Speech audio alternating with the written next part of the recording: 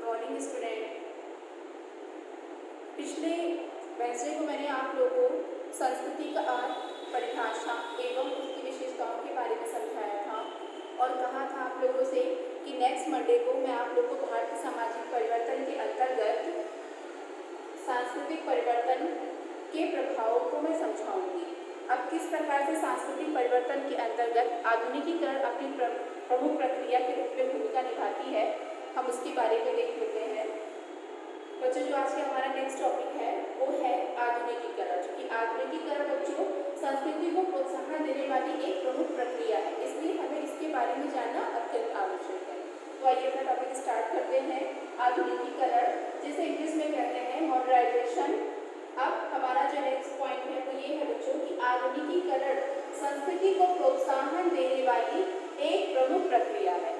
यानी बच्चों, जो आधुनिकीकरण होती है वो संस्कृति को प्रोत्साहन देती है कि जिस प्रकार से आधुनिकीकरण का डेवलपमेंट या विकास होता है, ठीक उसी प्रकार से हमारी संस्कृति में भी काफी हद तक परिवर्तन होने संभव हो जाते हैं। तो यानी जो आधुनिकीकरण है बच्चों, वो हमारी संस्कृति को प्रोत्साहन देने वाली एक प्रक्रिया है। अब आइए इसके अर्थ की ओर चलते हैं।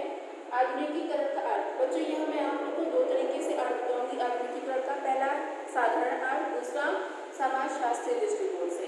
ठीक है, तो आइए देखते हैं। साधारण अर्थ में नए फैशन के कपड़ों और सजावट की वस्तुओं का उपयोग, कांटे और छुरी से भोजन करना या हेलो संस्कृति के साथ व्यवहार करना। यानी बच्चों, अगर साधारण शब्दों में हम कहें तो हमारा जो आधुनिकीकरण का अर्थ होगा कि नए नए कपड़ों का धारण कर लेना, कांटे छुरी से भोजन कर लेना, उसके साथ ही साथ हेलो संस्कृति का उपयोग करना। ये सारे व्यवहार जो होते हैं वो आधुनिकीकरण के अंतर्गत आते हैं। यानी जब किसी से हम मिले तो नमस्ते की जगह हेलो बोल देना और पैर छूने की जगह भी हेलो बोल करके या बाय कर लेना। उसके साथ ही साथ सजावट के डेकोरेशन के सामान जो है, पहले भगवान की मूर्तियों को प्रतिमाएं टंगती थी, आज के समय में क्या है, लोग पेंटिंग पोस्टर लगा देते हैं, स्टार लगा के। तो ये सारी चीज़ें जो हैं वो कहीं ना कहीं हर तरीके से अगर देखा जाए तो लोग कहते हैं आधुनिकीकरण है, यही हमारा मॉडर्नाइजेशन है, यानी हम बहुत मॉडर्न होते जा रहे हैं। लेकिन अगर समाजशास्त्री दृष्टिकोण से बच्चों देखें तो आधुनिकीकरण का अर्थ बिल्कुल ही अलग हो जाता है।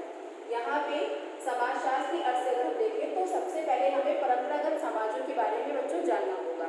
अब बात करें परंपरागत समाज, तो परंपरागत समाजों की कुछ विशेषताएं हैं जिनके बारे में मैंने यहाँ लिखा है। इसको देख लीजिए कि परंपरागत समाजों में बच्चों अलौकिक विश्वासों को महत्व दिया जाता है, प्रथाओं, शुभ और अशुभ विचारों को भी सर्वाधिक महत्व दिया जाता है। प्रत्येक व्यक्ति धार्मिक व्यवहारों के आधार पर अपना जीवन व्यतीत करता है। धर्म एवं उसी के ऊपर आधारित उसकी शिक्षा होती है। यानी बच्चों, धर्म का महत्व ही इन लोगों के बीच में सर्वाधिक होता है। यानी कुल मिलाकर के समाजशास्त्री अर्थ से अगर देखा जाए तो परंपरागत समाजों में प्रत्येक व्यक्ति धर्म के अनुरूप अपना जीवन निर्वाह करता है, धर्म के अनुसार ही वो शिक्षा ग्रहण करता है, प्रथाओं को मान्यता देता है, शुभ अशुभ बातों पे विश्वास रखता है। तो यही हमारी क्या हो गई बच्चों, परंपरा समाज की विशेषताएं। अब बच्चों बात करें आधुनिकीकरण, तो जब इन्हीं परंपरागत समाजों में इनका स्थान कोई अन्य विचार लेने लगता है तो वहाँ पे आधुनिकीकरण की प्रक्रिया डेवलप होने लगती है। यानी समाजशास्त्र दृष्टिकोण से इन परंपरागत समाजों की विशेषताओं में यदि परिवर्तन होता है तो वो आधुनिकीकरण की प्रक्रिया कहलाती है। अब आइए देख लेते हैं बच्चों इनमें किस प्रकार से परिवर्तन हो रहा है।